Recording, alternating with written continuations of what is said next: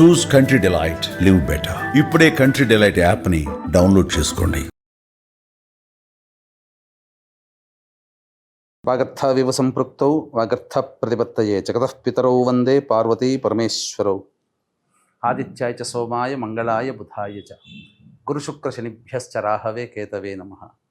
శృంగేరి జగద్గురు పీఠాధిపతులకి, కంచి పీఠాధిపతులకి నమస్కారములు తెలియజేసుకుంటూ కార్యక్రమాన్ని ప్రారంభిద్దాం. ద్వాదశ రాశులకు సంబంధించి 1 జూలై నుంచి 15 జూలై వరకు వివిధ రాశుల్లో జన్మించినటువంటి వారికి ఏ విధంగా ఉండబోతుందో తెలుసుకునే ముందు గ్రహ సంచారం గురించి తెలుసుకుందాం. వృషభ రాశిలో శుక్రుడు, అలాగే మిథునంలో రవి గురువు, కర్కాటకంలో బుధుడు, సింహంలో కుజ కేతువు, అలాగే కుంభంలో రాహువు, శని మీనంలో 13 జూలై నుంచి శని వక్రీకరించే స్థితి పొంది ఉంటారు. అయితే ప్రధానంగా గమనించుకున్నట్లయితే చాలామంది ప్రేక్షకుల్లో ఉన్నటువంటి చాలా సందేహాలు, కొన్ని చెప్పినటువంటి విషయాల్లో కొన్ని మాకు ఫలితాలు సరిపోవట్లేవు అని అంటున్నారు. అంటే దీని అర్థము చాలామంది చూసుకునేటువంటిది సన్ జొడాయిక్ సైన్ ద్వారా చూసుకుంటున్నారు.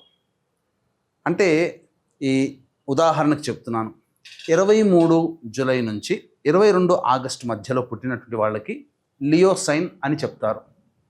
కాబట్టి సింహరాశి గురించి చెప్పేటప్పుడు 23 జూలై నుంచి 22 ఆగస్టు మధ్యలో పుట్టిన వాళ్ళు చూసుకుంటున్నారు. అది తప్పు. మీరు జన్మించినటువంటి జన్మ తేదీని అనుసరించి ఒక నక్షత్రము, ఆ నక్షత్రాన్ని అనుసరించి రాశి ఉంటుంది, ఆ రాశి ప్రకారమే మీరు చూసుకోవాలి. ఇది సరైనటువంటి విధానము. కొంతమంది నామ నక్షత్రం చూసుకుంటున్నారు.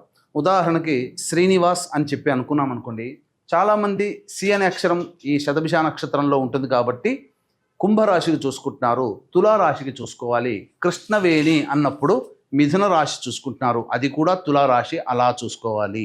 కాబట్టి మనం అనేక విధాలుగా ఈ శాస్త్ర ప్రకారము మనకు ముందుకు వెళ్ళినట్లయితే తప్పకుండా ఆ ఫలితాలు అనేటువంటివి మనకు సరిపోతాయని చెప్పవచ్చు.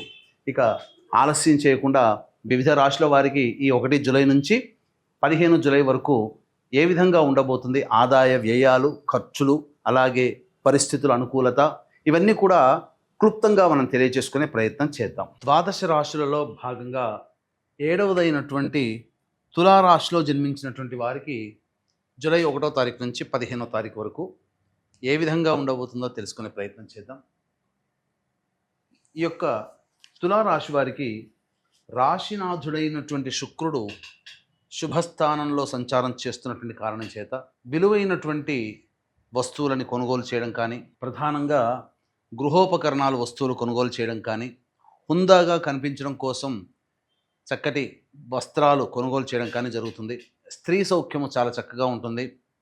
అలాగే ఇదివరకు స్త్రీలతో ఏ విధమైనటువంటి వాగ్వివాదాలు ఉంటాయో అవన్నీ సమసిపోయి ఆనందకరంగా ఉంటారు. దాంపత్య జీవితం చాలా అనుకూలంగా ఉంటుంది. అన్ని విధాలుగా స్త్రీలు సహాయ సహకారాలు అందిస్తారు, తద్వారా మంచి ఆనందకరంగా జీవిస్తారని చెప్పవచ్చు. ఇక రవి యొక్క సంచార ప్రభావం తులారాశి వారికి సంబంధించి చూసినట్లయితే ప్రధానంగా అనవసరమైనటువంటి ప్రయాణాలు జరిగే అవకాశం ఉంటుంది. ఉద్యోగ సంబంధమైనటువంటి విషయాల్లో జాగ్రత్తలు పాటించాలి.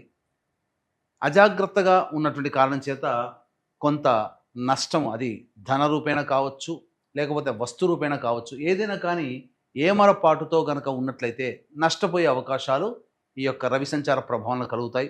అలాగే పిత్రార్జితానికి సంబంధించినటువంటి విషయాలు మీరు కొలిక్కి వస్తాయని చెప్పవచ్చు. చర్చలు జరుగుతాయి. తాత ముత్తాతల ఆస్తికి సంబంధించినటువంటి వ్యవహారాల్లో చర్చలు ముందుకు సాగుతాయని చెప్పవచ్చు. ఇక గురుగ్రహ సంచార ప్రభావము అనుకూలంగా ఉన్నటువంటి కారణం చేత దైవానుగ్రహంతో పనులన్నీ కూడా చక్కబెట్టుకుంటారు. మంచి స్థితిగతులు కలుగుతాయని చెప్పవచ్చు. ధనపరమైనటువంటి సమస్యలు తీరుతాయి. ఏదైనా ధనపరంగా ఉన్నటువంటి లావాదేవీల్లో చక్కగా లాభాన్ని ఆర్జించుతారని చెప్పవచ్చు. రాని బాకీలు కూడా వసూలయ్యే అవకాశము గోచరమవుతుంది. ఇక బుధగ్రహ సంచార ప్రభావం కూడా అనుకూలంగా ఉన్నటువంటి కారణం చేత ఇదివరకు ఎప్పుడో పెట్టుబడి పెట్టినటువంటి వాటి మీద సంబంధించినటువంటి లాభాన్ని పొందే అవకాశం గోచరమవుతుంది. స్పెక్యులేషన్స్ రంగంలో ఉన్నటువంటి వారికి లాభము చాలా చక్కగా ఉంటుంది. అన్ని విధాలుగా అనుకూలంగా ఉంటుంది. తండ్రి తరపు బంధువులని కలుసుకునే అవకాశాలు గోచరమవుతున్నాయని చెప్పవచ్చు. ఇక లాభస్థానంలోనే కుజుడు కేతు యొక్క సంచార ప్రభావం అనుకూలంగా ఉన్నటువంటి కారణం చేత ముఖ్యంగా న్యాయ సంబంధమైనటువంటి వివాదాల్లో మీకు విజయాన్ని పొందుతారు. భూలాభము లేదా భూ సంబంధమైనటువంటి విషయాల్లో మీకు అనుకూలంగా ఉండే అవకాశం గోచరమవుతుంది. అన్ని విధాలుగా అనుకూలంగా ఉంటుంది. మీ వాక్కుకి విలువ పెరుగుతుందని చెప్పవచ్చు. ఇక ప్రధానంగా చూసుకున్నట్లయితే రాహు యొక్క సంచార ప్రభావము ప్రధానంగా సంతానం మూలకంగా కొన్ని కష్టాలు వచ్చే అవకాశం, మాటలు పడాల్సిన అవకాశం, సంతానం మూలకంగా ఖర్చులు పెరిగే అవకాశం ఉంటుంది. శని కూడాను సంపూర్ణంగా యోగంగా ఉన్నటువంటి కారణం చేత ప్రధానంగా జూలై 13వ తారీఖు నుంచి శని వక్రీకరించినటువంటి కారణం చేత ఇటు మీనరాశి ఫలితము, కుంభరాశి ఫలితాన్ని కూడా ఇస్తాడు. కాబట్టి 9వ తారీఖు నుంచి కొన్ని ఒడిదుడుకులు ఉండే అవకాశం ఉంటుంది. ఏతావాత చూసుకున్నట్లయితే ఈ తులారాశి వారికి ఒక్క రవిగ్రహము అనుకూలంగా లేని కారణం, మిగతా అన్ని గ్రహాలు కూడా సంపూర్ణంగా మద్దతు తెలియచేయడం, ఈ కారణాల చేత అనుకున్న దానికంటే ఎక్కువగా శుభ ఫలితాలు ఈ తులారాశిలో జన్మించినటువంటి వారు పొందుతారు. కాబట్టి దైవానుగ్రహాన్ని పొందే ప్రయత్నం చేసుకుంటే చాలా మటుకు సమస్యలు శాంతిస్తాయి. అయితే ఈ రాశిలో జన్మించినటువంటి మహిళలకి కోల్పోయిన చోటే మళ్ళీ తిరిగి గౌరవం పొందే అవకాశం ఉంటుంది. మీ మాటని అందరూ గౌరవిస్తారు. అన్ని విధాలుగా సహాయ సహకారాలు మీకు ఇస్తారు. కుటుంబంలో కావచ్చు, సంఘంలో కావచ్చు, బంధువుల్లో స్నేహితుల్లో కావచ్చు, మీకు ఆదరణ పెరుగుతుంది.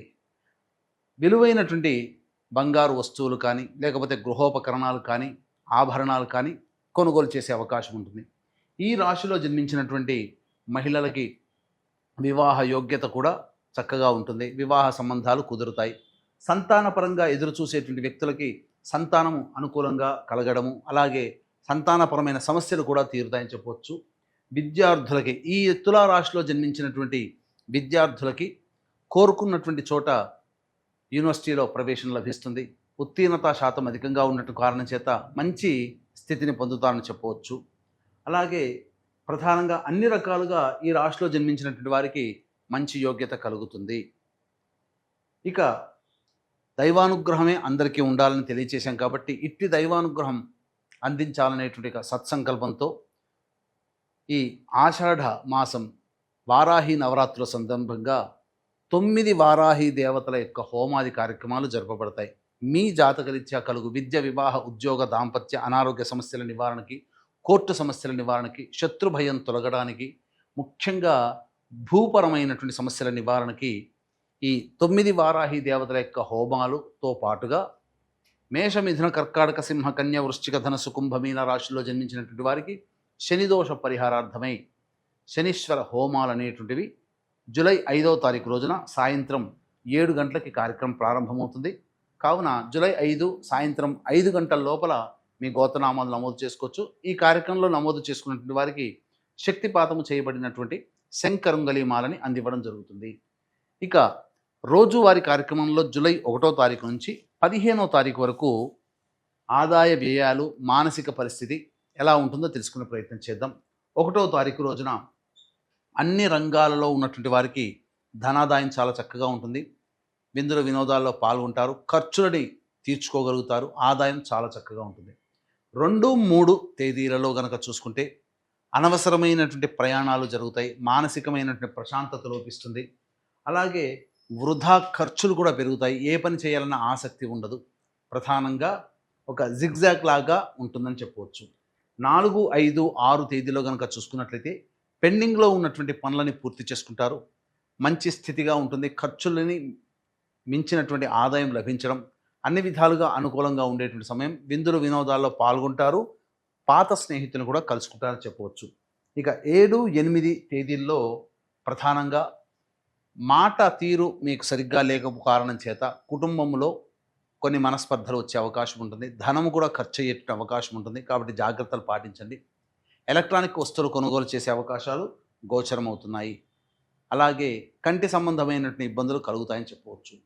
9, 10, 11 తేదీల్లో ఈ తులారాశిలో జన్మించినటువంటి వారికి సోదర సోదరిమణుల సహాయ సహకారాలు, ఇతరుల యొక్క సహాయ సహకారాలతో మీ పనులన్నీ కూడాను పూర్తి చేసుకుంటారు. ధనాదాయం కూడా చాలా చక్కగా ఉంటుంది. రాని బాకీలు వసూలవుతాయి. 12, 13, 14, 15 తేదీల్లో వాహనాన్ని నడిపేటప్పుడు జాగ్రత్తలు పాటించాలి.